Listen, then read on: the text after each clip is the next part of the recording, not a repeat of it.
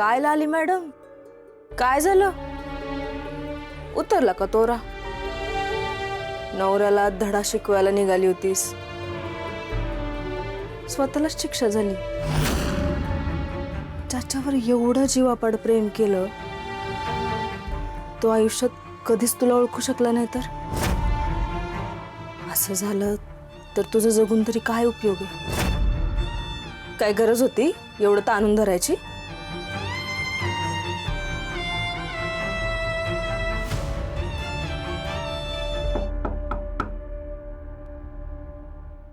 ये, काय झालं? काही काम होतं का? नाही, काम नव्हतं काही. म्हणजे लाली, तू मला बजावून सांगितलंस, पण माझं मन ऐकत नाही म्हणून पुन्हा एकदा विचारायला आलो. काल आपल्याबद्दल जे काही बोलणं आलं आपल्यात, त्याचा काही विचार केलायस? युगंधर, मला जरा वेळ दे. आयुष्यातला मोठा निर्णय आहे ना, थोडा वेळ लागेल. हवं तेवढा वेळ घे लाली, म्हणजे चालेल, हरकत नाही काहीच. लाली, मला खात्री आहे तू जो काही विचार करशील तो तुझ्या चांगल्यासाठी आणि पॉझिटिव्हच विचार करशील, खात्री आहे मला. आणि आज गोपाळची मेडिकल टेस्ट आहे, त्यात तो नॉर्मल आहे हे क्लिअर होईल. एकदा का रिपोर्ट आले ना की तो अडकणार,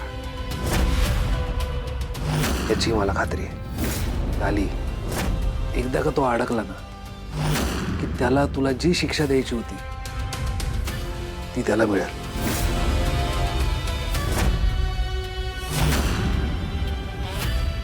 मी नाश्ता रेडी करतो.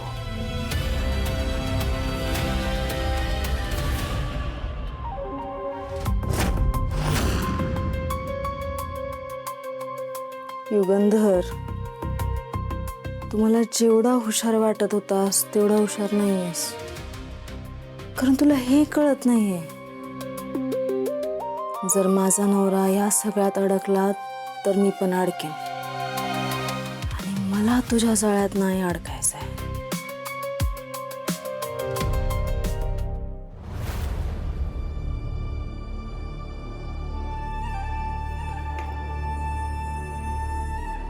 मला गरज असल्यास समजा एखादा कर्मचारी थांबेल इथे. थँक्यू इन्स्पेक्टर, पण मला त्याची काही गरज नाही वाटत आहे.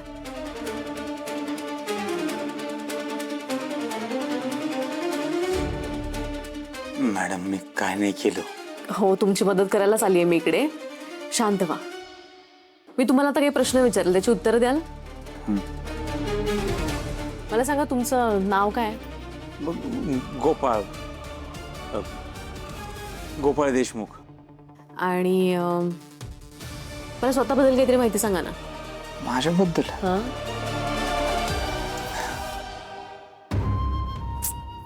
काय काय सांगू मी? बरं असू देत.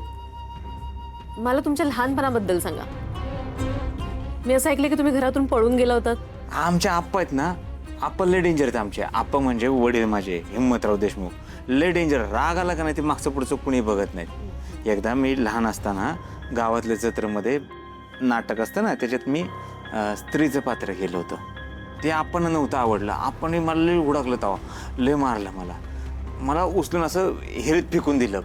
मला ना चुलीचं जळतं लाकूड बाहेर काढलं आणि बघा इथं इकडं. एक मिनिट, राहू दे. आपण बालपणाबद्दल नको बोलायला. मी असं ऐकलं की तुम्हाला लग्न करायचं नव्हतं, पण लहानपणीच तुमचं लग्न ठरवलं होतं. हे खरं आहे का? माझं लग्न झालंय? हां, नाही हो, माझं लग्न नाही झालं. उलट मला लग्न करायचंय.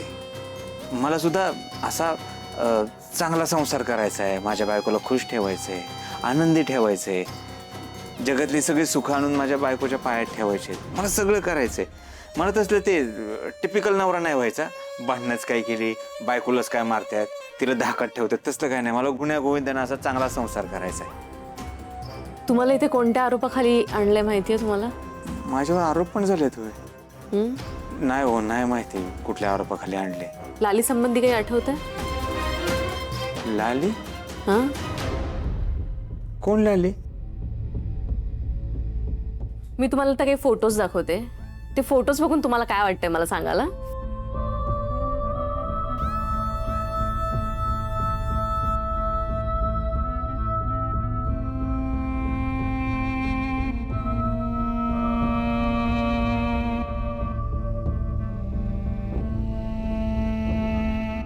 मॅडम मी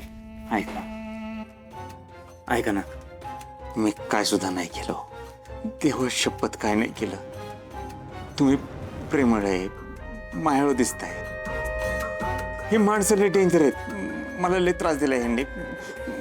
मला इथं नाही राहायचं, मला घेऊन चला नाही. हो हो, हे बघा तुम्ही काळजी करू नका. मी तुमची मदत करायला तुम्हाला सोडवायलाच मी इकडे आलेली आहे. तुम्ही मदत करायला आला ना? हो. ऐका, मी तुमच्या पाया पडतो. एक मिनिट, हे बघा तुम्ही असं पॅनिक होऊ नका. तुम्ही शांत राहा. मी तुम्हाला म्हटलं ना, मी तुमची मदत करायलाच आली आहे. मी एकदा बाहेर जाते, बाहेरच्या माणसांशी बोलते, ते काय म्हणतात बघते, आणि मग आपण ठरवूयात. हा पण मी काय नाही केलं. हो, तुम्ही काही नाही केलंय. तुम्ही शांत व्हा आता. मी तुम्हाला पुन्हा भेटायला येते. हा मॅडम, मी खरंच काय नाही केलं.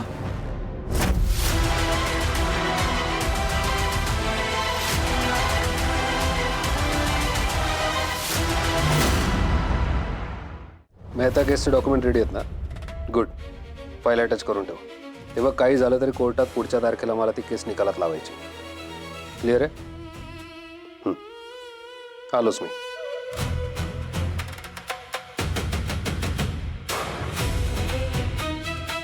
लाली, चल मी निघतो. आणि महत्वाची गोष्ट, दारावर कुणीही आलं तरी दरवाजा उघडायचा नाही. त्यांना वाटू दे इथे माझ्याशिवाय दुसरं कोणीच राहत नाही.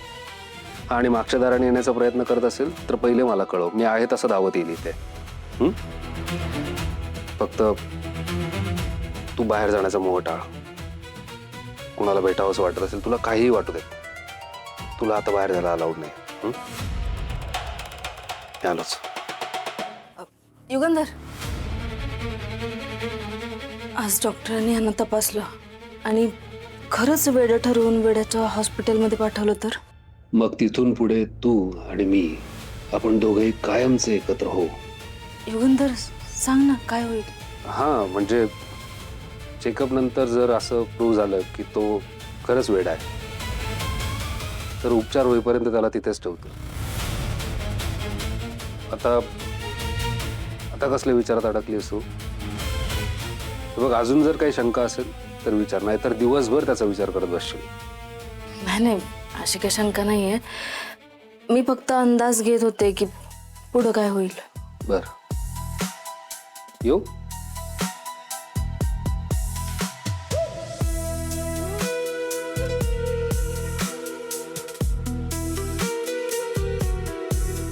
या लालीच्या मनात अजूनही गोपाळचीच काळजी आहे.